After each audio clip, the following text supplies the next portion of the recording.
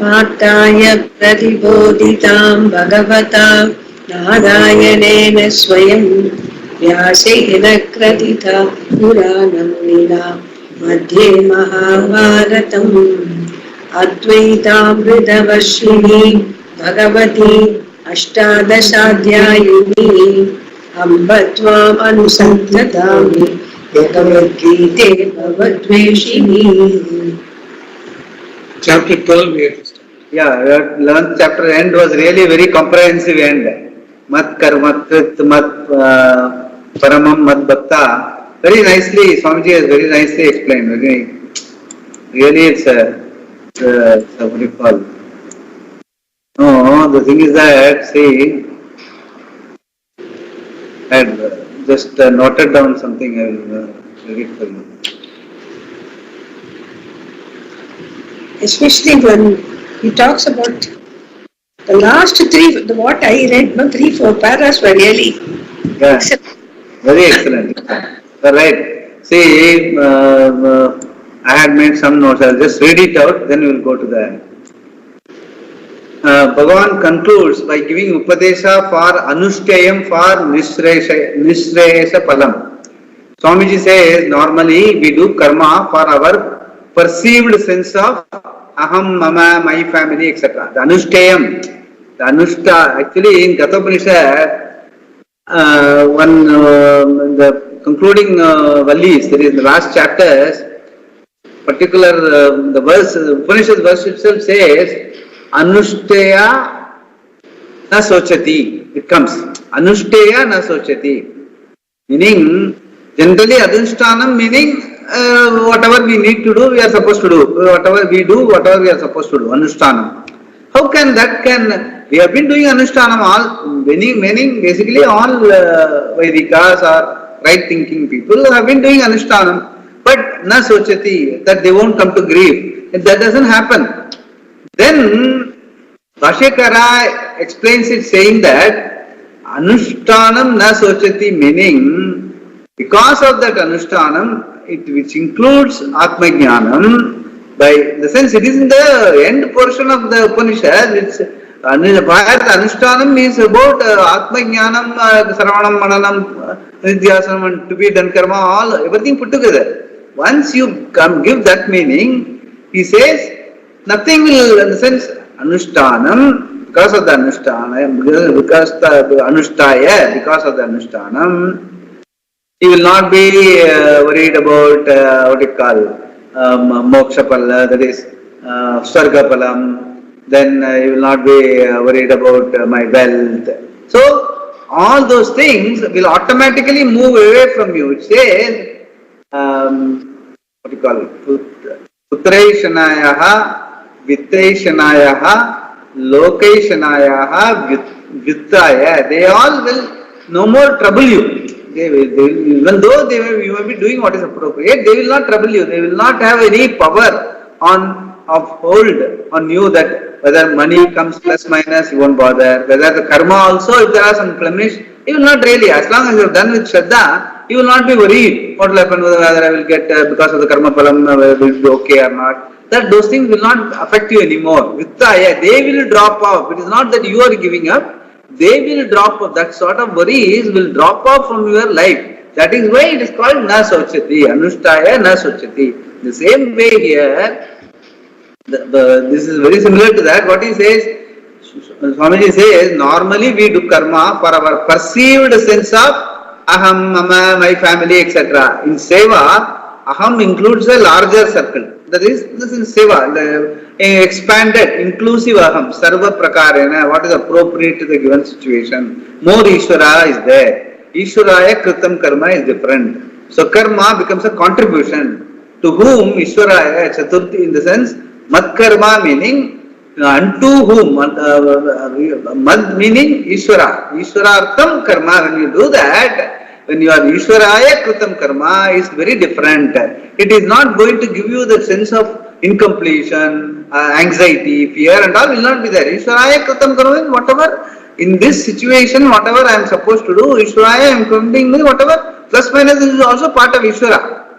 So it is nothing, there is no plus and minus. That is what he says. Mat karma means that. then Aham Ishwaraha Yadyat Karma Karoti Tadat Ishwararpitam. That is the Bhashya. Mat Karma Matartam Karma Mat Karma Kribhava. That is Karma Yoga, Dharma, etc. That those things even Swamiji had explained. Okay. See, another thing is the objective is what? By doing this, the way in which we have explained and the whole, you have to see the Purva, whatever has gone before. Why we are doing all this? Even the karma is done, even Ishwararpanam karma, Ishwarakrit karma. Why we do? Mameva paramam gatim. Pretya gattavyam gati. For whom I am the ultimate end. The Ishvara is the ultimate end. That Purnatvam is the ultimate end, being non-separate from Ishvara. Utsahena sarvatmana bhajate iti madbhaktaha. Utsahena.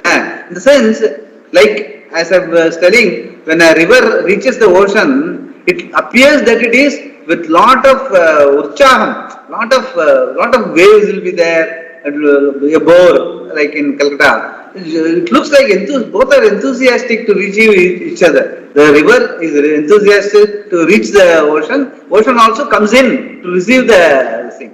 They don't look at it as karma and all that, even though they are very ferocious looking from outside, but they are very enthusiastic. Utsahena sarvatmana bhajate iti madbhaktaha. So the karma also, whatever we do and all that, it's all with lot of enthusiasm because it's all an expression of oneness. Serve with freedom, free from emotional dependence on dhanam, putra, friend, spouse, bandhu vargeshu, sangha varjitaha, without attachment. So love will be there, but attachment will not be there.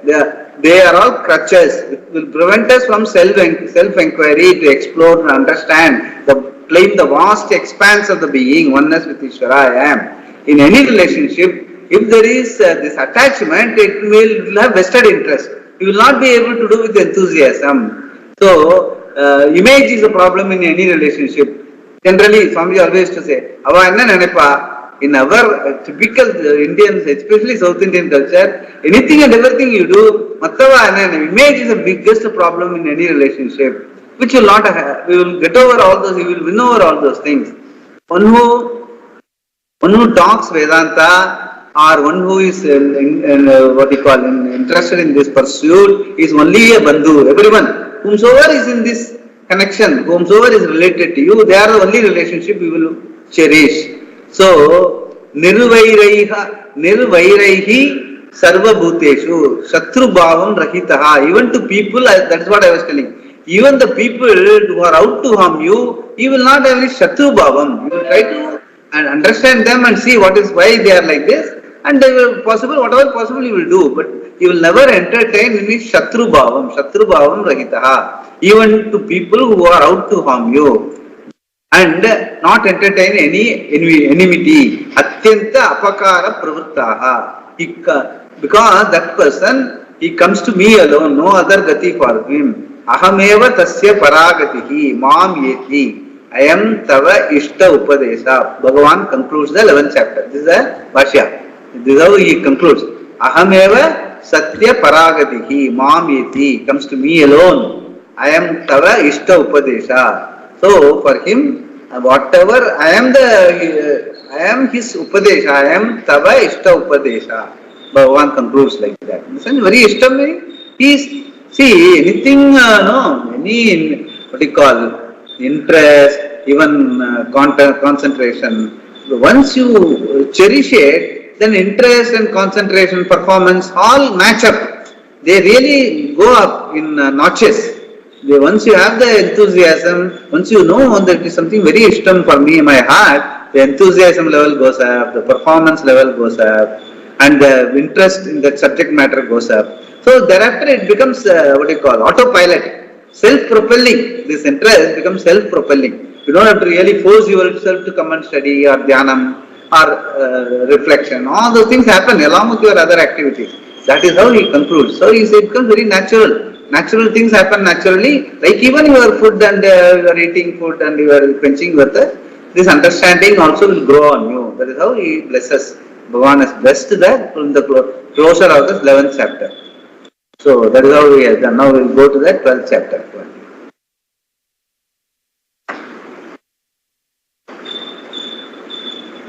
I am not able to listen. Volume is not there. Oh, yeah. Volume is Yeah. Okay. No, that Anushtaya na sochate. Anushtaya na sochati. Straight away, Upanishad says Anushtaya na sochati. Anushtana means generally what the people will think is Anushtana means Nitya Karma every day, whatever I am supposed to do, I am doing. But that doesn't translate into no grief, no dukkham and all. It doesn't happen.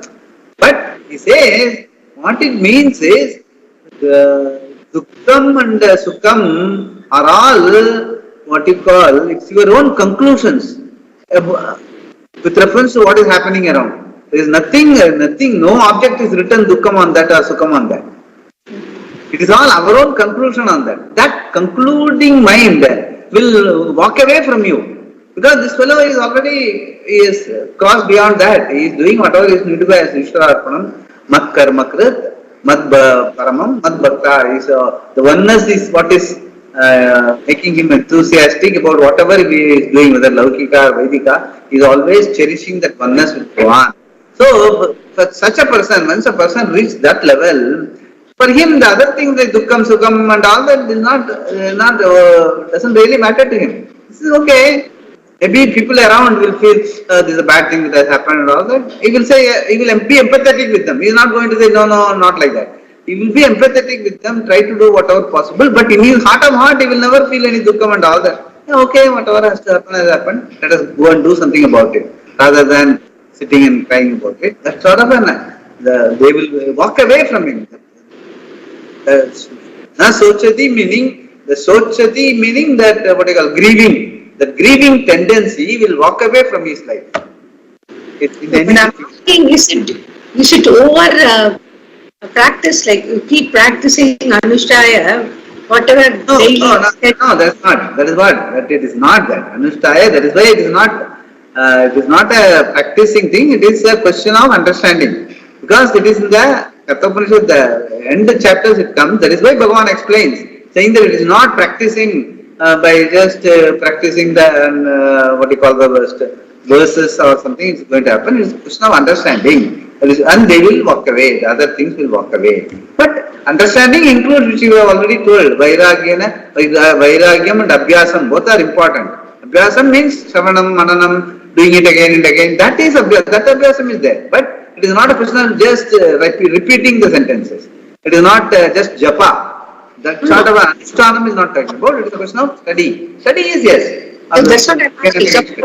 Suppose I have daily Ramayanam or something you keep, you have as Anushtanam, and over a period you will start getting the understanding that whatever you said, like it is only Ishvara Pranam, and it is not that I'm doing for my people or myself. So all that will come in course of time. Definitely it will come in course of time, because you are what you are looking for. You are looking for a higher truth, in the sense you are looking at going beyond I, me, myself, that identification. You are going with the clarity and understanding that whatever I, me, myself is only related to my body, my mind, my senses, and others' body, whatever it is, relations, friends, whatever it is, even the world, even the country, or even the politics of it, even the state and all that. Everything falls within the scope of my body, my mind, my senses, and related to other bodies, other minds, other senses, and the political environment, etc., etc. But all of them are only what you call external manifestation, and they are all going to be limited, they are changing, whereas my understanding is in the changeless, Desakala Vastu Aparichinnam, my reality, which I have been studying. So, in spite of I will be doing, those things are not going to change, they are going to be there around, but even as I am interacting with them, they will not have a hold on my reality understanding, that I am the Desakala Vastu Aparichinna being, which is the Swarupa of Ishvara also, in his Sannidhanam, we are doing whatever we can do, whether it is Laukika or Vedika, with all the Shraddha, with the sense of contribution, helping around people, rather than looking at it as my life and my family, etc. That sort of understanding will grow on you. It is will grow on you with your constant study and focusing on the understanding, which what you have gone through till the 11th chapter. All of them, when you go again and again, you will become the bhakti will become the more meaningful. Mat karma krit, mat bhakta, mat paramam. That mat part of it will not, the difference between Ishvara as the other and I as the away from Ishvara, that distinction will blur. The distinction will not be there. There will be the oneness.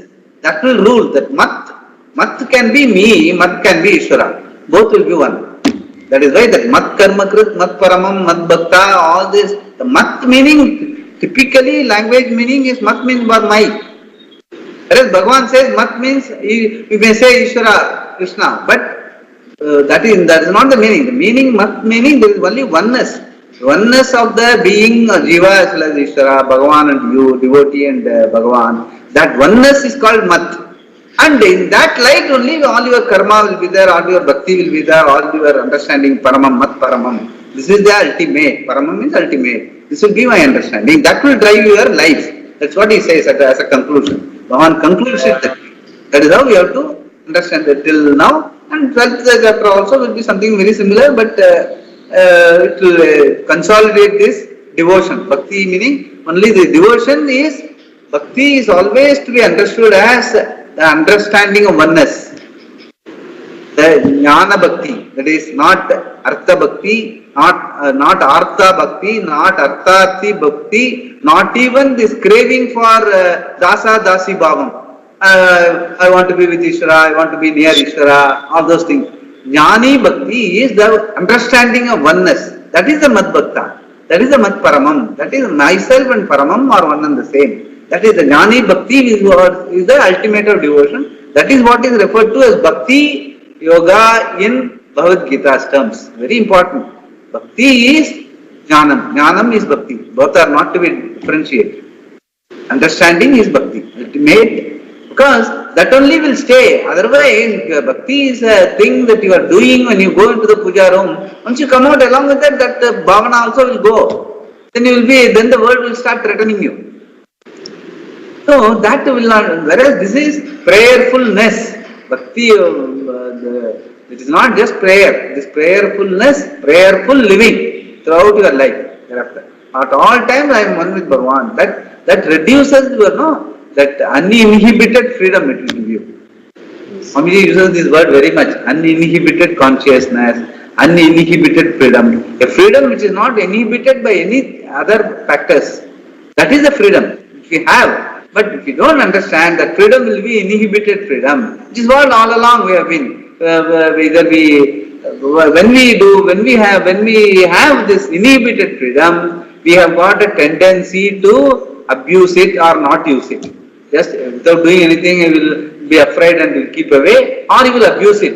You will be adharmic. Whereas freedom will be really fully expressed only when you like what you are supposed to do and you dislike what you are not supposed to do. That is the ultimate freedom. That is that should become because you like what you are supposed to do. You like means there is nobody to tell you. They will automatically do it. When you dislike what you are not supposed to do, nobody has to tell you don't do this because you dislike anyway. So you won't do it. So that becomes a very spontaneous living. That is what he is talking about as understanding and bhakti also. That is what it is. So we will 12th chapter will anyway then elaboration on. Let us start on that. Yeah. Chapter 12. Bhakti Yoga. The friends at the sheet kept recording. Fine. 1 minute for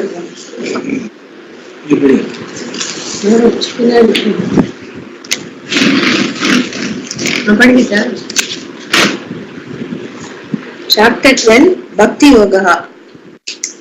Topic of devotion. Introduction. Introduction. In the 12th chapter, the topic is predominantly devotion, bhakti. Bhakti is from the root bhaj. Bhaj dhatu. Bhaj dhatu. Root meaning bhaj dhatu. Yeah. Used in the sense of service. Dedicated action to Ishvara, who is in the form of dharma, is called bhakti. One who conforms to dharma and avoids adharma, looking upon it as a Ishvara, is a bhakta, a karma yogi. The chapter opens with questions by Arjuna. It is in the same vein as all his other questions in the Gita.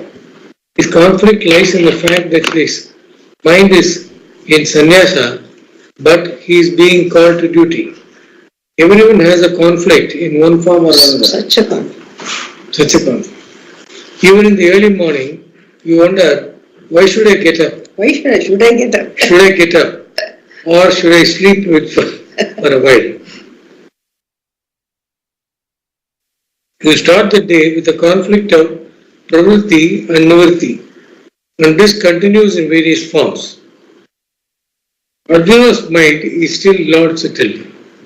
In the second chapter, he declared that he was not interested in kingdom and comforts, but preferred a life of bhiksha.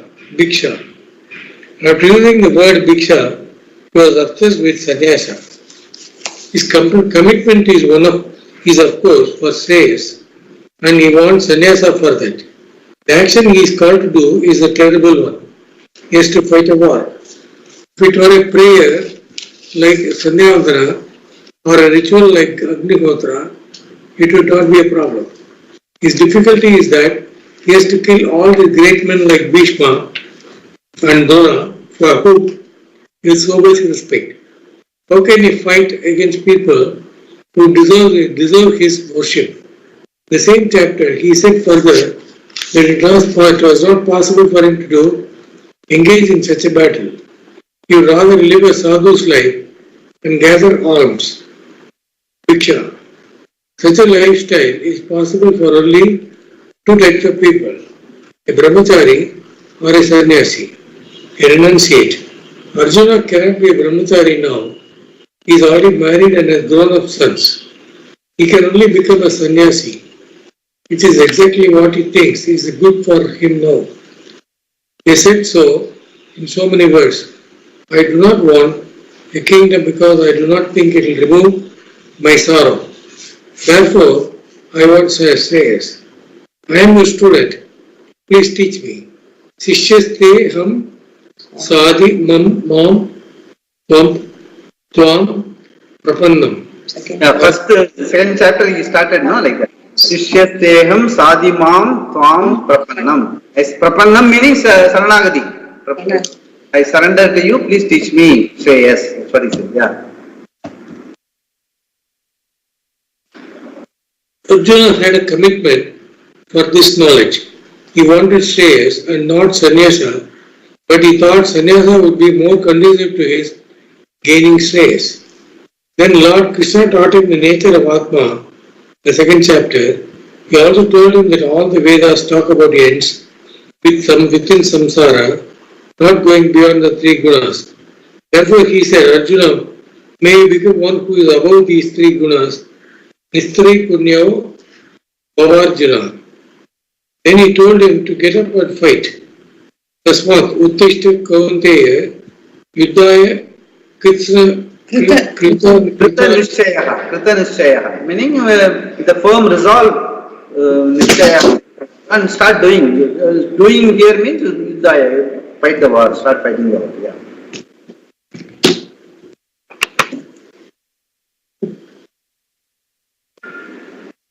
And talk to him about Karma Yoga. Your choice only regarding action, never the result. Karma niyam adhikaraste mahapaleshu kadachana. This is coming in second chapter, no? Yeah. Second chapter, immediately after the first 20 verses, he talks about karmanyeva adhikarahate mahapaleshu kadachana. In the sense, his intention was to avoid karma. That actually in the second sentence of that verse, Karmanyeva adhikaraha te ma paleshu kadachana ma karmapala hetubuhu mate sangostu akarmani. He says, don't entertain the thought of not doing anything. That also he made it very clear. So don't have an intention of not to fight the war. You have only right only in doing. As far as results are concerned, they are taken care of themselves by the karma. So in no way you can avoid this war. Having come that far, this far, and only for you are equipped. Karmanyeva adhikara haste. You have got the equipment only to do action till now. That once you do whatever, and because of that karma yoga attitude, automatically, which I was telling, automatically vittanam will happen. Vittanam means they will fall off. To be done karma will say goodbye to you. The vittam, the wealth will say goodbye to you. And putraishanayaha, all the putra, including every family, everything will say goodbye to you. They will all happen in time. But as long as you live your life as a karma yoga, karma yogi. So you are in the stage karmanyeva adhikarahate. It is applicable to Arjuna also, and also anyone who is introduced to this teaching. That is how even every acharya will say that only. They will not immediately tell you, okay, you will drop off everything. Because first you have to adhikari sariram. You have to become an adhikari. Whereas as of now, his adhikara is only karmani eva. Arjuna and most people, karmani eva adhikara. So you cannot just like that drop. See, karma should drop off you. You should not give up karma. There is a difference. Karma has to drop off you. They will, to be done karma will free you from to be done karma. That is how you can't take as, by willfully you cannot drop karma. That means you are still, who drops a karma? A person who thinks he is a karta only, he will drop karma. Very fact that he wants to drop karma means what? He is a karta, he thinks he is a karta. So, that is why we read that the fourth chapter sloka, no? Karmani akarmaya pasye, akarmani yaja karmaya, sa buddhiman manusheshu, sa yuktaha krishna karma krite.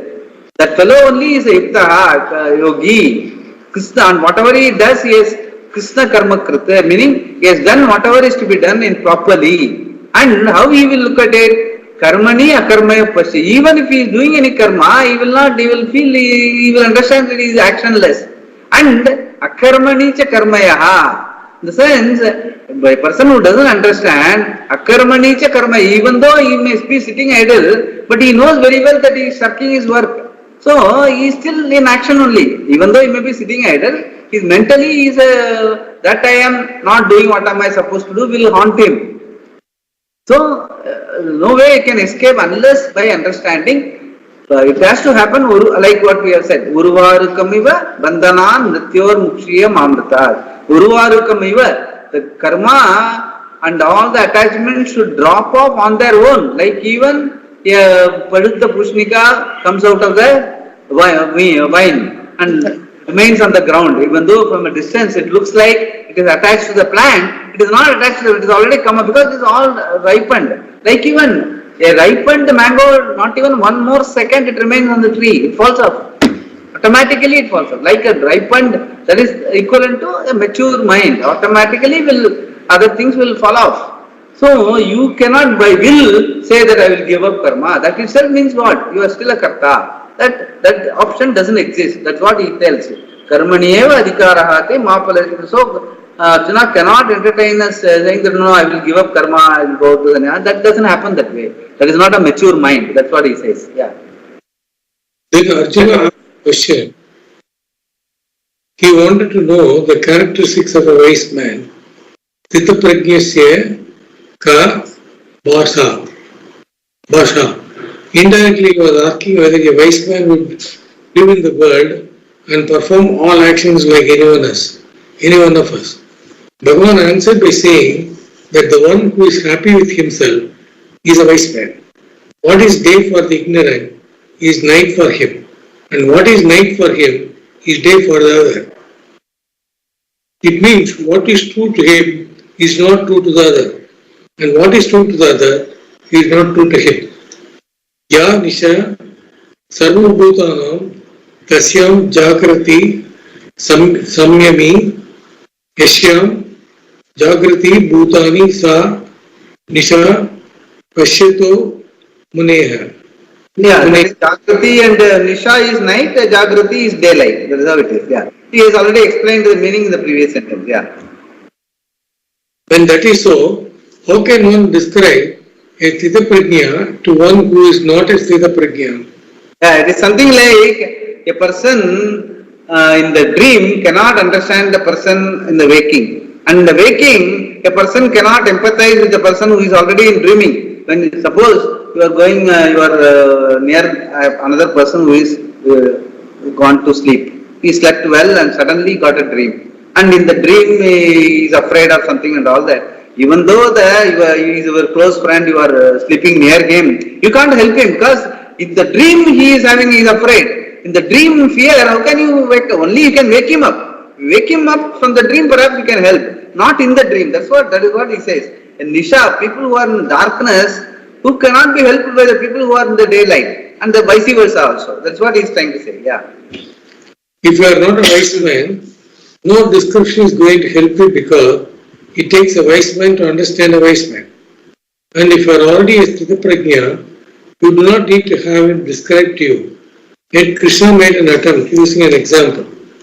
As the waters entering into the brimful ocean bring about no change to the ocean, similarly all objects enter into a wise man leaving no trace at all. He is happy. Nothing elates or depresses him. Then Arjuna had another question. He understands very well that Krishna has his heart in knowledge because by knowledge alone one becomes Sthita Prajna. If that is so, he wonders why you are asking me to engage in this fight. Since knowledge liberates, Arjuna wants to pursue only knowledge. There is no value for all these activities Krishna is asking him to engage in. You seem to contradict your own words because you praise knowledge and at the same time ask me to do karma. He tells him, it is evident that Shreyas, which is moksha, is gained by it is not an easy task. It implies bloodshed. It seems to Arjuna that Krishna wants to deny him Shreyas by diverting his attention in another direction. All this is implied when he talks. Which do you consider better, Krishna? Karma or jnana? Jayasi chet karmanaste mata buddhir janardana. Jayasi chet karmanaste mata buddhir janardana tad ekam vada nishchitya yena shreyoham apniyam. Tad ekam vada, this we have seen. Ekam vada nishchitam, tell me one thing for sure, with which I can get Shreyas. Don't tell me that knowledge is Shreyas, but you have to do karma. By saying that, you are confusing, you are appearing to confuse me. That's what he is trying to tell. Yeah. The third chapter is the response to this. Lord Krishna does not give him a definite answer. He only tells what karma yoga is and what is sannyasa. Both are for jnana. The difference is only in lifestyle. Lokesmin vivita nishta. One is a life of renunciation, the other a life of activity.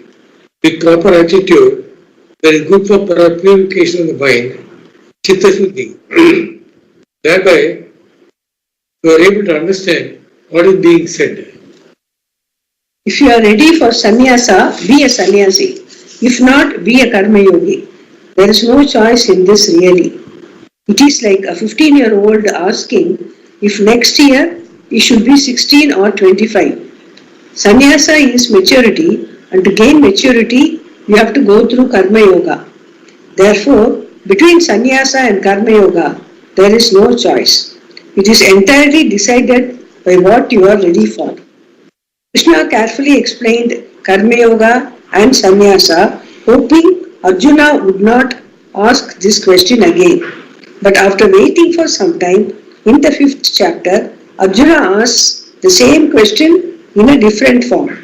Hoping perhaps that Krishna has forgotten his original question, he asked, "You are praising both yoga and sannyasa, Krishna.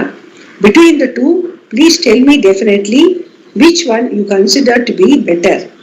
Sannyasam karmanam Krishna punar yogam cha samshashi yashreya eteyor ekam. Sunishchitam. Initially, he asked about knowledge and karma, and here he calls it sannyasa and yoga. It is the same question with a different terminology. Again, Lord Krishna does not answer directly. He says, what is achieved by the sannyasis is also accomplished by the karma yogis, yet sankyehi prapyate sthanam tat yogairapi gamyate. And further, the one who looks at both sannyasa and karma yoga as the same, that means for one common end, he alone sees ekam sankyam cha yogam cha ya pashyati sa pashyati. Here in the 12th chapter, Arjuna asks the same question in a slightly different form. He wants to know which of the two groups of people are better. Those who pursue Nirguna Brahma, meaning that they pursue the knowledge of Atma being Brahman, free from all attributes, or those who worship the Lord in the cosmic form that he has just seen in a way. Meaning Saguna Brahma. So Nirguna Brahma versus Saguna Brahma, he is asking. Yeah. The Karma Yogi does his duties towards the family, society, his country, and even the Devatas with Ishwararpana Buddhi and meditates upon Saguna Brahma. None of these duties exists for a sannyasi. His life is one of dedicated pursuit of knowledge, nothing else. He also declares his pursuit with external symbols like the Kashaya, the ochre robes, the Rudrakshamala, and Kamandalu. He takes sannyasa by performing a stipulated ritual in which he takes an oath that he will no longer be a cause of fear for any living being, including plants, animals, human beings, and all the Devatas. He gives abhaya to all of them, and he pursues Nirguna Brahma to the exclusion of everything else. Though the word Upasana is used, Nirguna Brahma cannot be meditated upon. It has to be understood. How are you going to meditate upon something free from attributes, which moreover is the meditator's Swarupa? Nirguna Brahma Upasana is the pursuit of knowledge. Those who meditate upon me as that, tam ye paryupasate, come to me directly, te mam eva yanti. They are me because what they are meditating upon is Atma, and I am the Atma of everyone. Knowing that they are me, they are not separate from me, Bhagavan says. Instead of phrasing his question with reference to their activity, Arjuna has worded it in terms of their meditation. But it is the same question.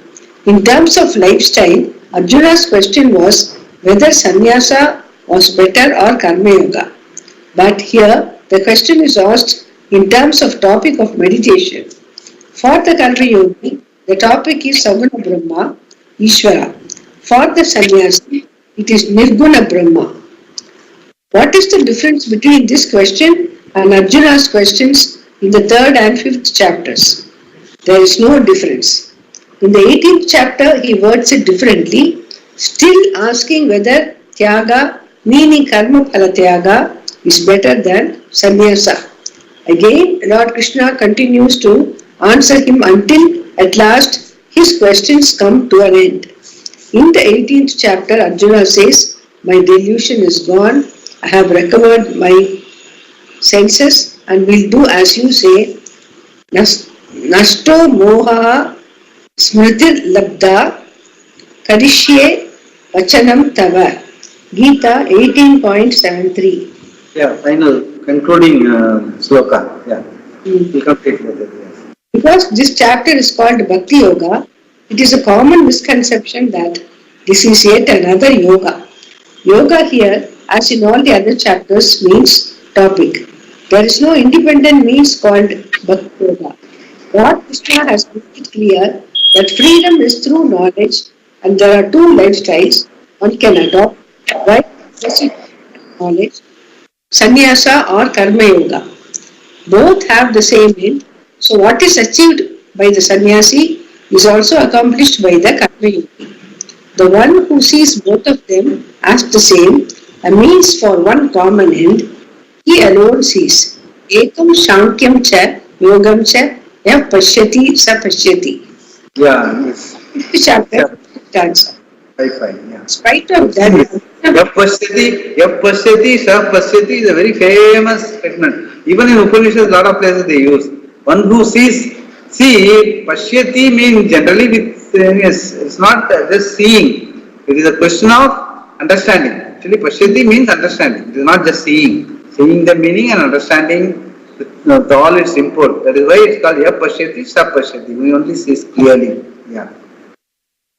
in spite of that, Arjuna wants to know who is better, the one who pursues Nirguna Brahma, meaning knowledge of Atma, or the one who worships the cosmic form, the Karma Yogi who is doing Saguna Brahma Upasana. The one who worships Ishvara as one who is in the form of the whole universe and conforms to the law of Dharma, looking upon it also as Ishvara, is a Karma Yogi, a devotee. There are a lot of people who follow Dharma, but they do not look upon it as Ishvara. They have understood that what they expect of others is expected of them and act accordingly to avoid conflict. Though they are in conformity with Dharma, they are not Karma Yogis if they do not accept Ishvara, because when Dharma is not looked upon as Ishvara, there is no Ishvararpana Buddhi. The Karma Yogi, however, not only offers his actions to Ishvara, he also meditates upon Ishvara. Both are worshippers of Ishvara. Any ritual like Agnihotra is worship, and if it is combined with Upasana, a mental action, it is an even more efficacious worship. Every form of worship comes under Karma Yoga. Whether it is simple repetition of the Veda or mental repetition of a prayer, it is a karma. So Karma Yoga is not merely service.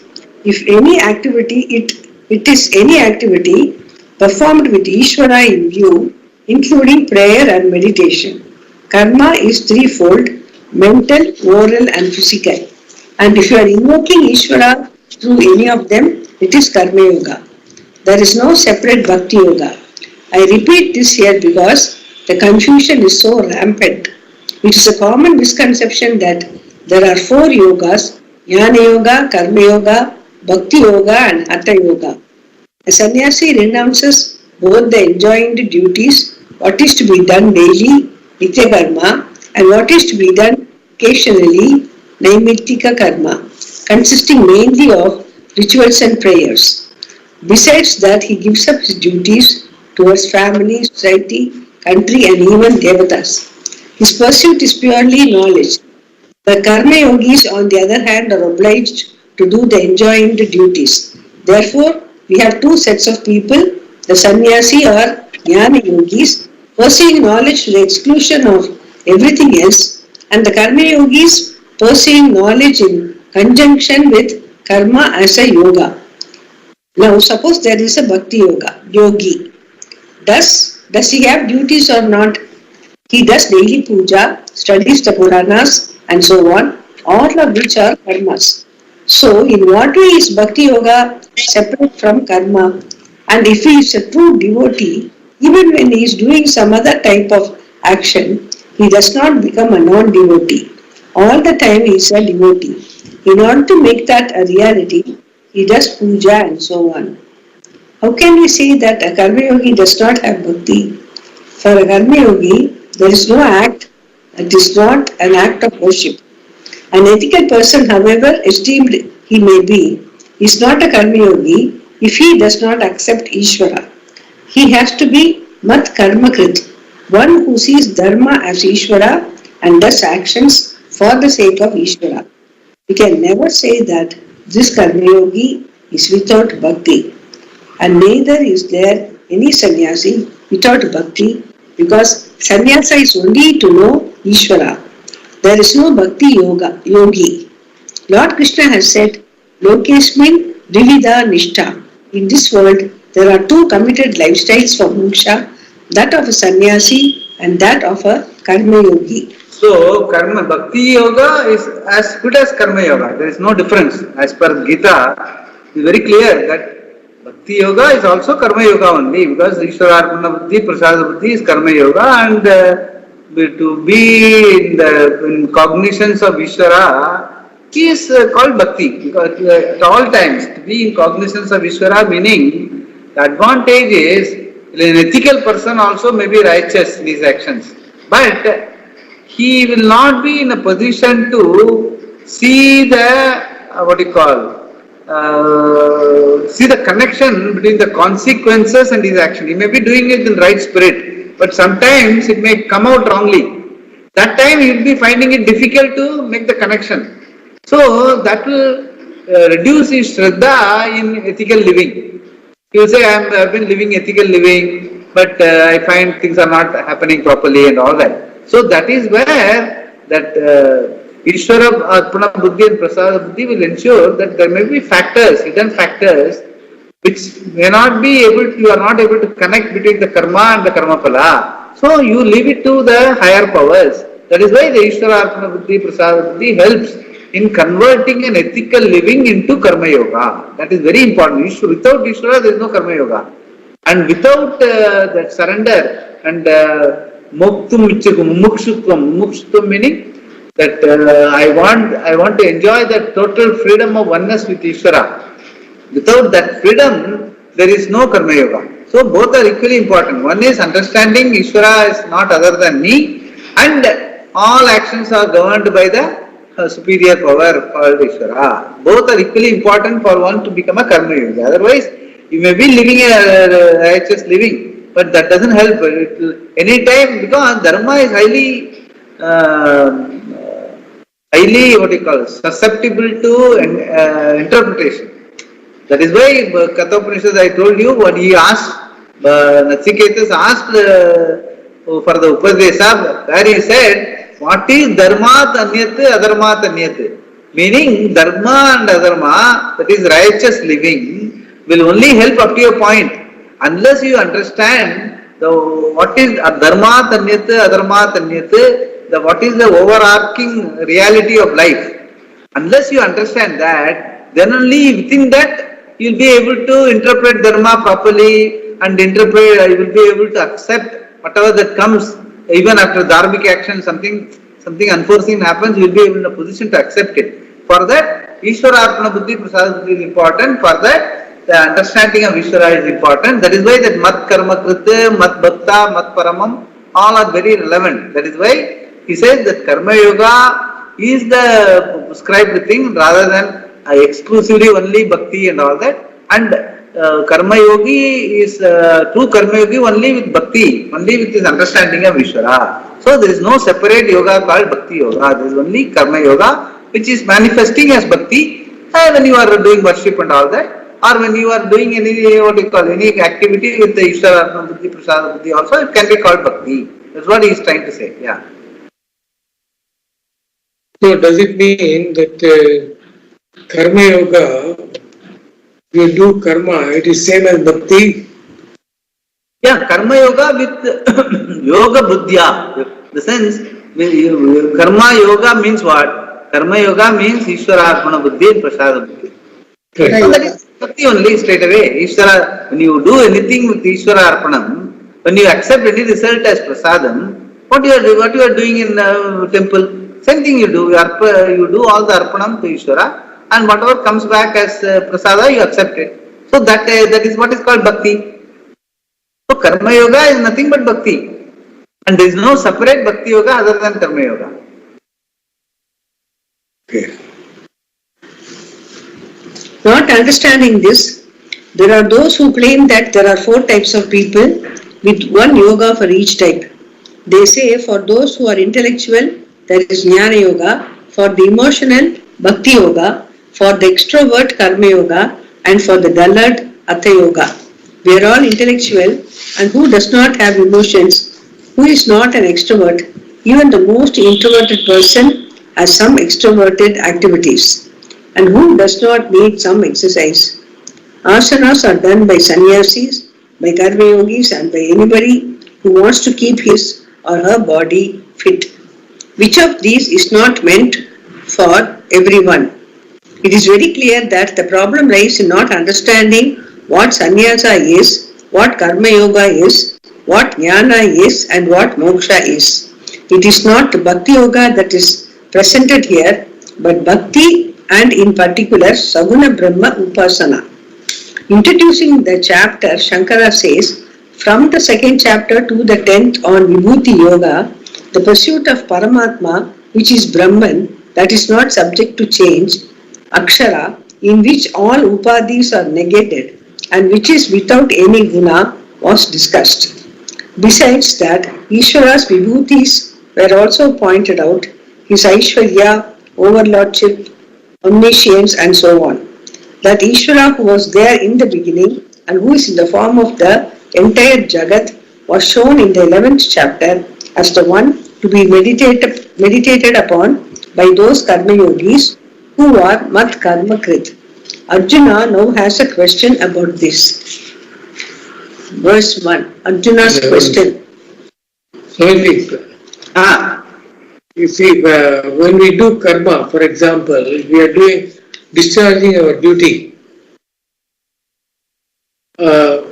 We may not, if we dedicate it to the Ishvara and not look for karma phala, it is bhakti. Am I right?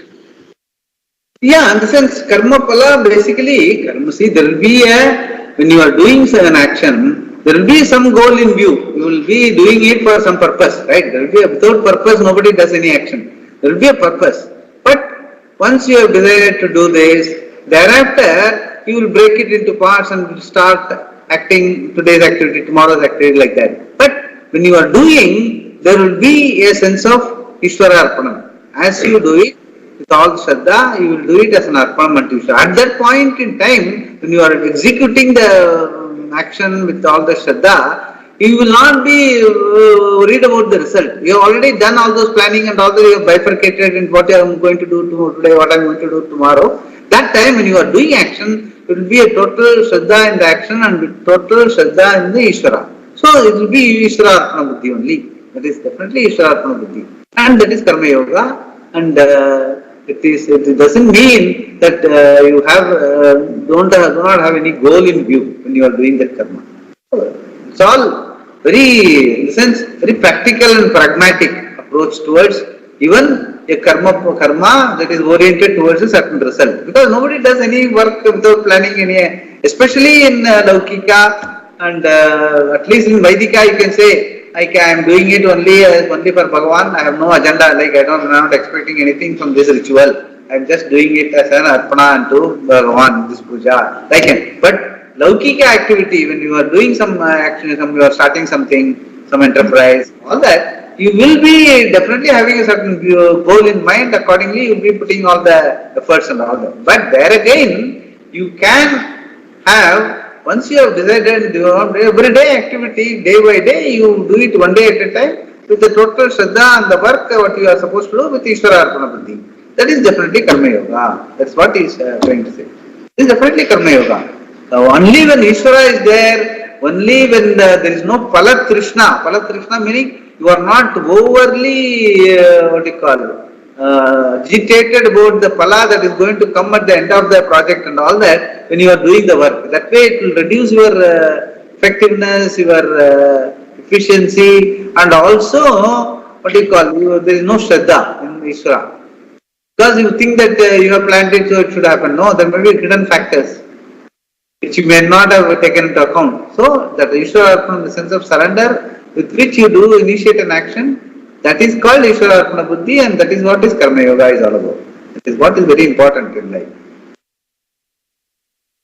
Yeah. We will continue tomorrow.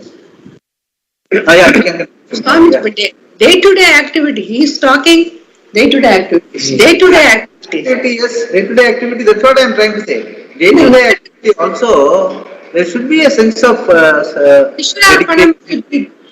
if you don't Krishna. have Ishwararpanam, day-to-day activities, Ah. you may be doing it mundane, it'll be automatically you will be doing. You will not dedicated to God. That's where we should not, that mechanicalness we should reduce. Honestly speaking, even day-to-day activity, even while eating is very mundane. Eating is a very mundane activity. Everyone has to eat. But how we convert that mundane activity and Ishwararpanam? By doing that Pariseshanam, doing that Brahmarpanam, and each and every grain, Pranaya Swaha, Pranaya Swaha, very deliberate, alert action, and in everything you look upon it as Ishwara Prasadam. Having different versions of Doing eating it. So even a mundane activity should be done without any mechanicalness. Alert. That is why while eating you don't talk because you are disrespecting food. Not only the food, by the disrespecting the person who has made the food. While eating, if you are not even making any you are not applying your mind and eating, the person who makes the food with all the shraddha, he or she also loses the enthusiasm. So, eating also should be done with a lot of, that is why our way of eating, don't talk while eating, and first serve little quantities and do the prayer, and then eating it slowly. All that is very deliberate living. I tell you, if we can eat our food very deliberately, then every other activity of ours also will be done deliberately. Alert living, that is what is, alert living is what is Ishwararpana Buddhi and Karma Yoga. Very important. Even mundane activity, any mechanicalness, mundane can be a routine activity, but in mechanicalness we should avoid. Anything and everything, even while bathing, sometimes if you don't apply your mind, you will find that at the end of it you will think, hey, what happened? I don't know whether I have done it properly. Even while locking the house and you are going down, you may not apply your mind, and you will once halfway through you will doubt whether I locked it properly and all. Why? Because you have been mechanical. It doesn't help, once it snowballs. Like even good habits snowball, bad habits also snowball. Once you allow it to happen, to grow on you over a period of time, then you will not be in a position to control. Today actually, that's what I was telling, to advising the students. It becomes like a same, if water flows through a particular track, and if it consistently flows like that, it will cut a deep ravine. And that will become and then we find it very difficult to change the course of that waterfall or something. So likewise our mind also is like that. It goes into a rut. It keeps on, if you're doing the same way, then after some time you will find that you are not in a position to change. So it's better to be alert all the time and don't allow it to become a sort of mechanical living. It is, sometimes we feel that it's not that very important and all that, but it is important. Because small things, if you start doing like that, pay attention like that, even bigger things also, even office work and other things also, there will be a certain alertness. So the apramatta is a very important quality for Shastra study, understanding also, very important quality as apramatta, the alert living. Alert living is exercising your freedom and free will all the time. That is your, exercising your freedom and free will is the freedom, that is moksha. It doesn't happen at the end of the day. It is happening right now. As we do, if you are able to exercise your free will and freedom in a very small action, big action, that is moksha. That is freedom. The moksha is what? It doesn't happen later. It happens now. Very important.